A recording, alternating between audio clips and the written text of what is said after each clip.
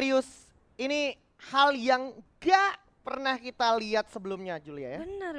Dan meskipun Indonesia lagi main bagus, Betul. tapi kayak yang tadi Ajis Fan bilang gitu kan, yang lagi ngerinya Vietnam. Betul. Kita tuh kayak nggak tenang gitu hidup kita ya. Buriramnya hilang tapi tetap aja gitu. Dan ini ya, kita akan melihat ada ugly fight yang terjadi dari EVOS D5 dan mendapatkan team flash. Satu Rebel Rush digunakan oleh seorang Aimgat. Ada tembakan yang miss tadi membuat dirinya harus reset kembali. Dengan adanya 4 player di sana, belum ada teman-teman dari EVOS D5 yang lain. Mungkin Aimgat harus tarik mundur. Nggak cukup wise kalau dia tetap memaksakan karena informasi belum valid nih. Posisi dari tim flash yang lain ada di mana? Yes, udah sampai teman-temannya. Di sini adalah momen untuk tim EVOS D5 membalikan keadaan. ABCD terlihat beberapa damage output sudah mulai masuk ke arah dirinya. Ditarik mundur lagi ke arah belakang. Namun Yofi dari seorang Kocer ini bagus banget. Posisinya lebih enak untuk nyari vision ya Ajis Fan. Ya, at this point sebenarnya teman-teman EVOS Divine punya winning conditionnya. Ditambah tadi gua lihat Hwang M-nya tuh pindah ngelebar deket revival system. Nah ini yang gue maksud nih, ternyata ke keren kuning. Dan wajar banget Hwang M pindah ke situ. Karena tadi dia udah nyampe belakang duluan pakai launchpad dan sampai ke keren kuning. Dan ini jadi challenge buat Rasya. Rasya bisa jaga badan apa enggak? Rasya cuma perlu menghilang dan menjadi fokus dari Hwang M. Sisanya biar teman-temannya yang handle. Yes, harus teman-temannya yang handle. Tapi posisi dari Hwang M ini perlu diwaspadai banget karena dengan groundingnya setinggi itu, ini POV-nya jadi lebih enak. Namun dari seorang Ray tertangkap juga. Coba untuk berlindung terlebih dahulu melakukan upaya medikasi di balik kontainer. Nahan dulu aja karena si pihak ini area yang luas. Jadi posisi-posisi satu sama lain tidak terlalu terbaca. ABCD oh nice sekali ABCD berhasil di pick off begitu saja oleh seorang Ray. Tidak mampu untuk di follow up nampaknya oleh seorang Dash. Dan Dash kali ini menjadi next target Aimgat. Tapi sayang sekali ada The Zone kali ini yang mampu untuk mematahkan pergerakan dari seorang Aimgat. Sementara Rasya akan mencari satu orang lainnya daripada tim Flash.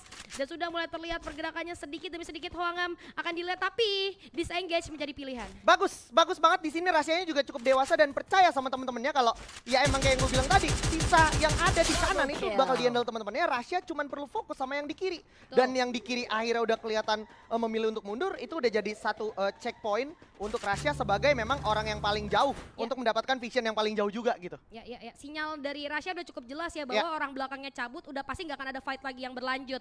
Dan itu menjadi area si pihak yang clear untuk teman-teman daripada EVOS Divine. Kemudian pun mereka nggak mau buang-buang waktu. Bagus banget. Si pihak ini area ujung dari Bermuda dan mereka nggak mau terlalu lama ada di sana. Mereka move ke Buntai, tapi lihat Bigetron akan coba untuk memberikan kebolehannya terhadap core memory. Tapi kalau kita ngintip dari minimap nih, ada kawan-kawan dari Buriram. Oh nice banget Koja. Orang belakang daripada Buriram hilang, seorang Moshi. Ini akan menjadi kesempatan kalau masih kalah. Ini waduh, aneh banget Bigetron. Langsung saja masuk commit all in dengan posisi Buriram yang gak ada perlindungan sama sekali. Kali ini akan menjadi mudah. Kita lihat udah ada seorang Juna.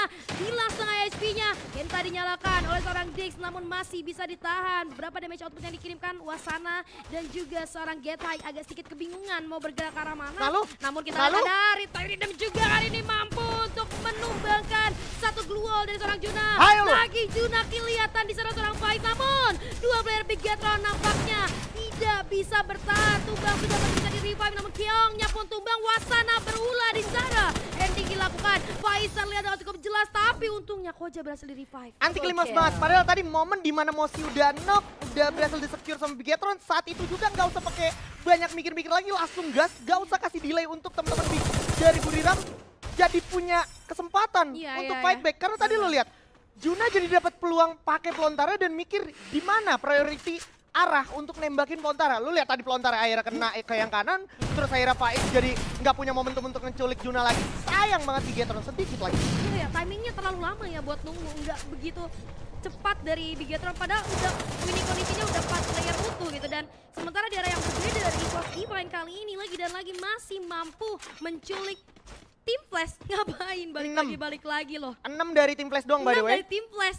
Ya ampun, ini memang arahnya berbeda. Tadi di CVR sekarang udah di area yang berbeda. Tapi ternyata ketemunya lagi imut-imut lagi gitu kan. Dan masih belum selesai tim Indonesia. Di area top tower kita melihat ada tim Onyx. Sudah mendapatkan 5 poin eliminasi. Bagus banget kali ini. Tim Onyx mainnya rapat. Memang Onyx tuh harus main kayak gini.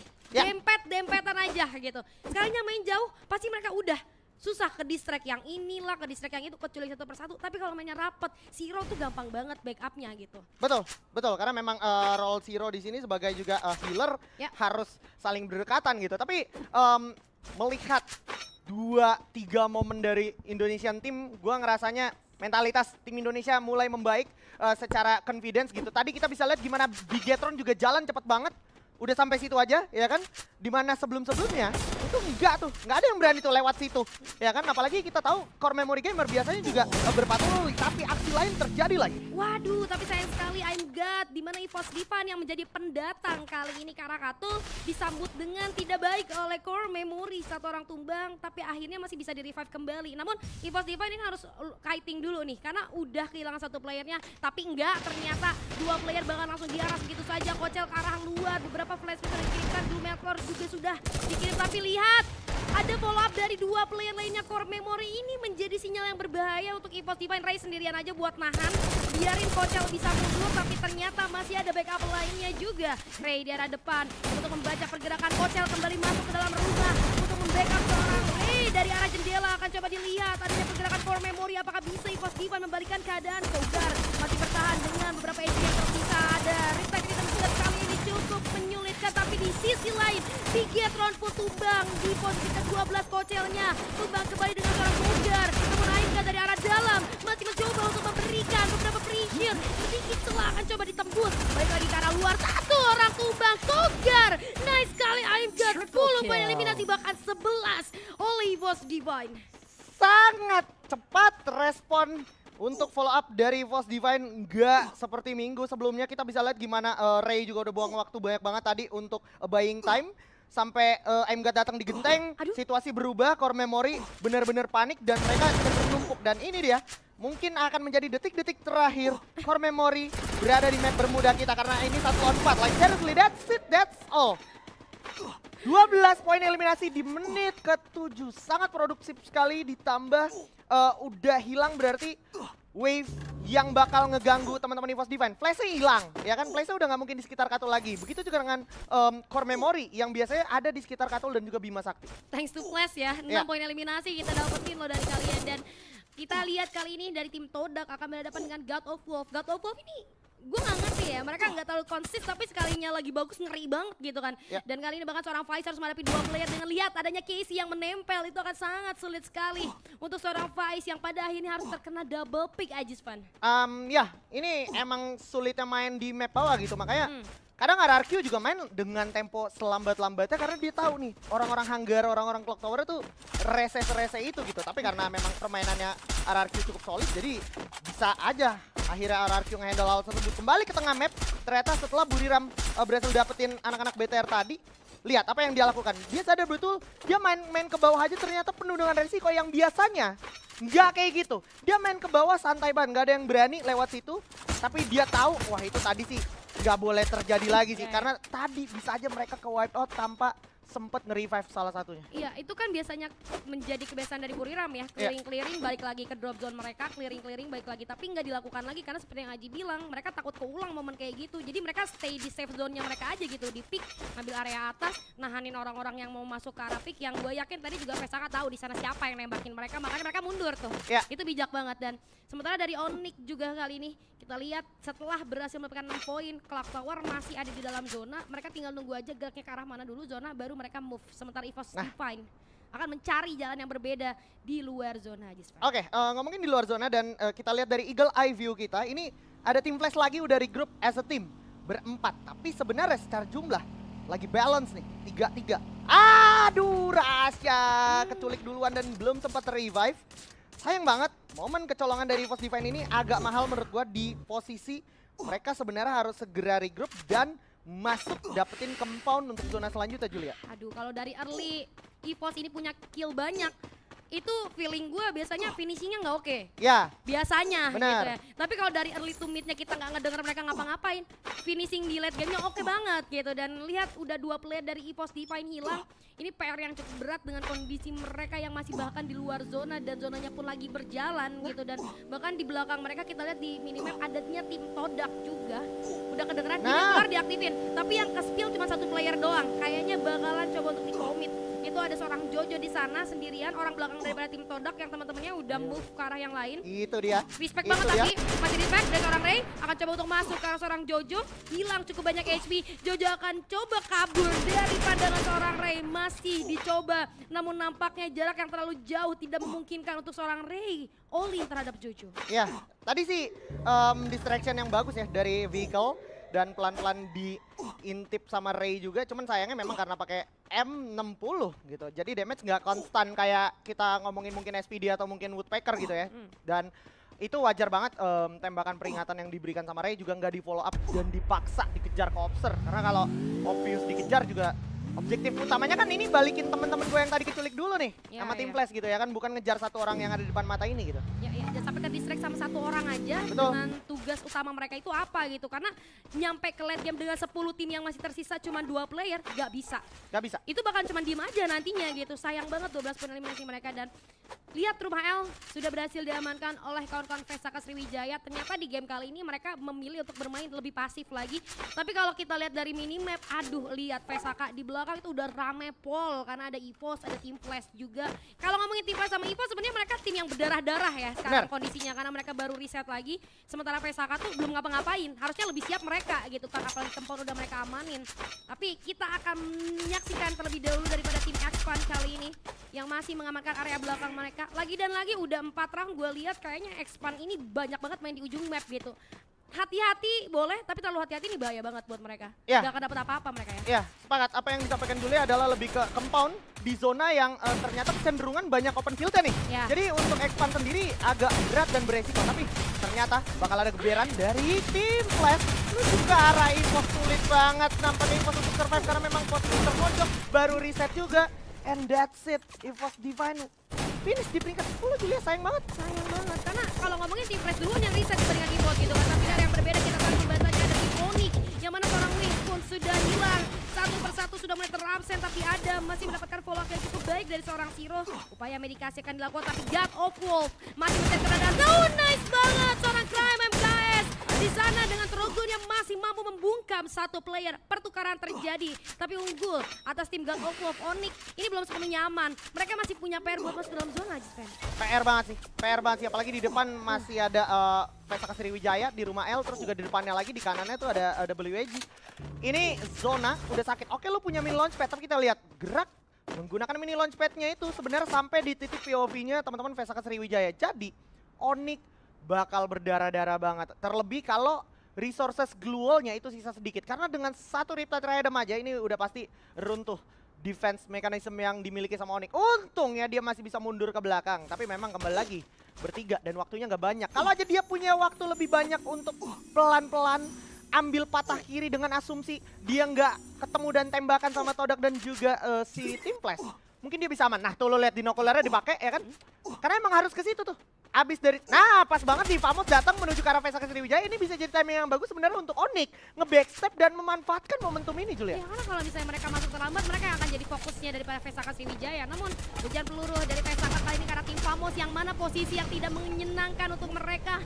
Itu membuat tim Famos nggak bisa bergerak banyak. Sementara ada satu tim lagi yang pulang karena lobby, yaitu tim Todak. Dan ini lihat, tim Famos oke banget dan nice dari tim Onyx mendengar adanya tembakan yang terjadi. Ini menjadi momen mereka untuk masuk, tapi terpantau juga sama Vesaka. Cuma fokusnya Vesaka kali ini masih terhadap tim Famos yang cukup dekat. Sayang sekali ada tim Onyx yang juga terpantau di sana posisinya oleh tim Vesaka. Dinokular yang diaktifkan, melihat adanya 2 player yang terdeteksi. Ini membuat tim Vesaka harus menarik mundur terlebih dahulu. Ada seorang Xbor yang sudah mulai ternotis keberadaannya. Xbor akan diadil oleh 3 player tim Vesaka. Nice banget. Tambahan poin eliminasi untuk mereka. Posisi yang cukup aman tapi di atas. Buriram sudah memantau ke arah Vesaka Sriwijaya. So far ini Vesaka ini posisinya paling enak karena mereka punya compound di balik banyaknya orang yang mereka harus bertahan di open field. Ya ini posisinya Vesaka memang strategis. Tapi fokus dari Vesaka ini nyebelin banget menurut gue. Mereka harus pay attention ke arah bawah, mereka harus pay attention ke arah Buriram United. Dan saat ini berarti Buriram United secara keuntungan dia punya grounding yang paling tinggi. Dia bisa dapetin clear view dari arah Rumah L dan juga bawahnya. Dia tinggal nunggu aja momen yang tepat dan datang sebagai penjahat untuk memanfaatkan momentum tersebut. Karena nggak bakal ada yang nembak arah Buriram kecuali Joel, itu dia orangnya. Nice banget Joel dapetin Mosi untuk kesekian kalinya. Lo bisa lihat gimana Buriram benar-benar nggak dibikin semudah itu juga untuk pelan-pelan masuk ke jantung pertahanan dari Pesaka, Julia. Tapi masih bisa reset lagi, bayangin mosinya. Karena itu dia, grounding paling tinggi, ada patahan dan off angle yang ngebuat Buriram tuh bisa dengan mudah melakukan reset. Tapi ternyata nggak semudah itu karena